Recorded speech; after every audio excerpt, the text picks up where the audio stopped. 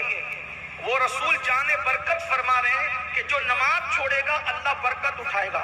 اور کچھ لوگ یہ سوچ رہے ہیں کہ بھئی میں تو جو 24 کھاتے کا سیٹ اور 48 دن میرے چلتے ہیں, 2-3 سائزیں چلتی ہیں, مگر میں نماز نہیں پڑھتا.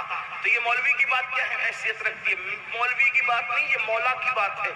کروڑوں کمائے گا پھر بھی برکت نہیں ہوگی, لاکھوں کمائے گا پھر بھی برکت نہیں ہوگی. دیکھ لو بے نمازی ہائے ہائے کرتے ہیں, برکت نہیں ہے. پھر کیا کہتے ہیں, مولوی صاحب تعویذ دو, پیر صاحب تعویذ دو, سید صاحب تعویذ دو. دیکھو میں تعویذ کا مخالف نہیں ہوں, لیکن جس برکت کو اللہ نے اٹھا لیا, کسی کی تعویذ میں اتنی طاقت نہیں ہے کہ وہ آپ کی روزی میں طاقت برکت لا سکے. جو اللہ اٹھا لے اس کو کوئی واپس نہیں لا سکتا. اس لیے پہلی بات اللہ کے رسول نے فرمائی, روزی سے برکت جاتی. اب گھروں سے برکت گئی, پھر برکت جاتی تو ہم کیا کہتے ہیں, بندش کروا لیں گے کیونکہ کسی نے کچھ کر دیا. میرے بھائی کسی نے کیا کیا, ہم نے خود کیا. اپنے ہاتھوں سے اپنے پیر پہ کڑھاڑا مارا. یہ جو بابا لوگوں کے کاروبار چل رہے ہیں نا, ہماری بے عملی کی وجہ سے چل رہے ہیں. جس دن آپ باعمل ہو جائیں گے, بابا کو خود آپ کے پاس دعا لینے کے لیے آنا پڑے گا. یہ بے عمل لوگ کی بات کر رہا ہوں, باعمل لوگوں کی بات نہیں کر رہا ہوں. میرے بھائیوں, جو خود آدھی روٹی اور ایک روٹی کے لیے تمہارے پیچھے بھاگتے رہتے ہیں, آپ مجھے بتائیں اگر کوئی واقعی بابا بن جائے نا, وہ کوئی واقعی بابا بن جائے, وہ پبلک کے پیچھے نہ بھاگے, پبلک اس کے پیچھے بھاگے. یہ جو ہے وہ گاندھی جو چھپا ہوا ہے, اس کے لیے کتنی اناپ شناپ باتیں کرتے ہیں, ایمان کھونے والی باتیں کرتے ہیں, طریقت کے نام پہ اڑگم دڑگم باتیں کرتے ہیں, تمہیں اپنے شکنجے پھانسنے کی کوشش کرتے ہیں. کہ میں تعویذ کی مخالفت نہیں کر رہا ہوں, یہ جو جاہل گوار ان پڑھ, یہ ان کے چکر اور چنگل میں پھنس کر کے اپنا ایمان بھی گواتے ہو. عورتیں جاتی تو عزت بھی گوا دیتی ہے, آبرو بھی گوا دیتی ہے. یاد رکھیں سب بابا ایسے نہیں ہوتے, لیکن آپ دیکھ لیں, ہمیں پتا چلا ہے کہ بعض لوگ بابا گیری کے نام پر زنا کے دھندے کروا رہے ہیں. یہ حالت ہے, صورتحال ہے. خواتین جاتی, آبرو دے آتی ہے. آپ کیا سمجھ رہے ہیں حالات کتنے نازک ہیں؟ اصل میں آپ موبائل گیم میں ڈوبے ہوئے ہو, آپ کو اپنے گھر کی خبر نہیں ہے, آپ کو اپنے معاشرے کی خبر نہیں ہے, آپ فیس بک میں ڈوبے ہوئے ہو, آپ کو کیا فکر ہے؟ اللہ اکبر. حالات سے آنکھیں بند کرنے کے لیے یہی تو تمہارے ہاتھ میں کھلونا دیا گیا ہے. اللہ کے بندو, تم تھے جدھر رک کرتے تھے, زمانے کی رفتار ادھر ہو جایا کرتی تھی.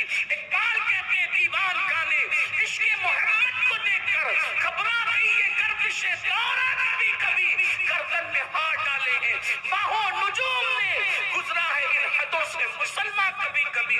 بچیاں جا رہی ہے کہ کچھ تعویذ دے تو اچھا رشتہ آ جائے, رشتے سے پہلے اس پر وبال آ جاتا ہے. یہ صورتحال ہے. اور اب تو ہم سن رہے ہیں, سنا ہے ہم نے, اب تو مسلمان مسلم عورتیں پنڈتوں تک کے پاس, سادھوؤں تک کے پاس جاتی ہیں.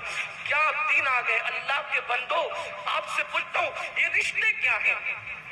چلے بات آ گئی تو یہ رشتے کیا ہیں؟ یہ رشتے آسمانوں سے بن کر آتے ہیں. یعنی جس کی قسمت میں جو لکھ لیا گیا, کروڑوں رکاوٹیں ہیں, ملنا اسی نے.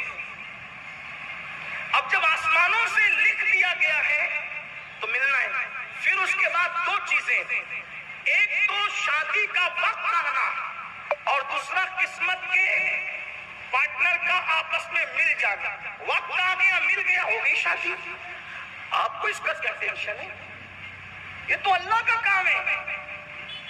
اللہ کے کام میں آپ کیوں مخل ہیں؟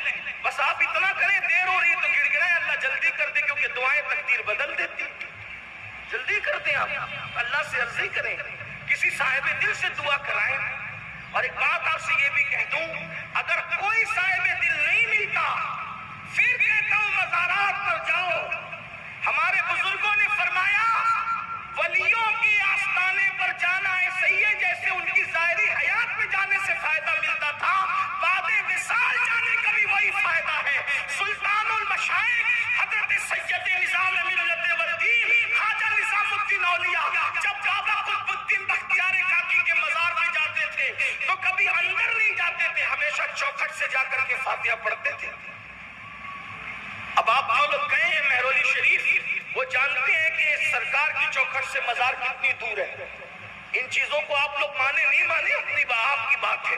اور ایک بات یہ یاد رکھنا, پوری تقریر لوگ مان جائیں یہ ضروری نہیں ہے. کچھ لوگ کہتے ہیں کہ یہ لوگ جب ولیوں کی بات کرتے ہیں تو بہت مبالغہ کرتے ہیں. ہم نے کہا जिस दिन तू वली को समझ लेगा मैं कम बोल रहा हूं, तू ज्यादा बोलेगा। हाँ, इसलिए कि अल्लाह फरमाता है औलियाई तहता कबाई, मेरे वली मेरी कबा के चादरे गैरत के नीचे छुपे। अरे नादान, जो मेरी कबा के नीचे छुप जाए तू उसको नहीं पहचान सकता। जो खुदा की कबाए गैरत के नीचे छुपे हो तू उनको कैसे पहचान सकता? वली को पहचानने के लिए कम से कम वली बनना पड़ता। कुछ लोग हमसे कहते हैं ये गौस बाप को ज्यादा बढ़ा के पेश कर रहा है हिंदुस्तान में, एक कादरी होने की वजह से कह रहा है। मैंने कहा तेरा मुंह दे, वल्लाह कादरी होने की वजह से नहीं, मेरी कोई औकात नहीं, मैं क्या मुबालका करूंगा। तो कहा जब कहा ना कि वो मुर्दों को जिंदा करते थे तो शिर्क कर दिया। एक मुल्ला जी तूने समझा क्या है गौस पाक को?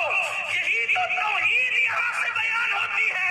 कहा गौस पाक ने मुर्दा जिंदा किया तो शिर्क हो गया, ये काम तो अल्लाह करे। मैंने कहा अल्लाह दिखाई नहीं देता, सुझाई नहीं देता, सुनाई नहीं देता। जो सुनाई दे वो अल्लाह नहीं, जो दिखाई दे वो अल्लाह नहीं, जो सुझाई दे वो अल्लाह नहीं, जो समझ में है वो अल्लाह नहीं, जो गुमान में है वो अल्लाह नहीं, जो वहम में है वो अल्लाह नहीं। तो फिर अल्लाह को पहचाने कैसे? तो अल्लाह ने अपने दोस्त को तुम्हारे दरमियान दे दिया। अब्दुल कादिर ठोकर लगाएंगे, कुम बिस्मिल्लाह कह के मुर्दा जिंदा करेंगे, तब पता चलेगा जब अब्दुल कादिर की शान का ये आलम है तो इसको बनाने वाले कादिर की शान का आलम क्या होगा?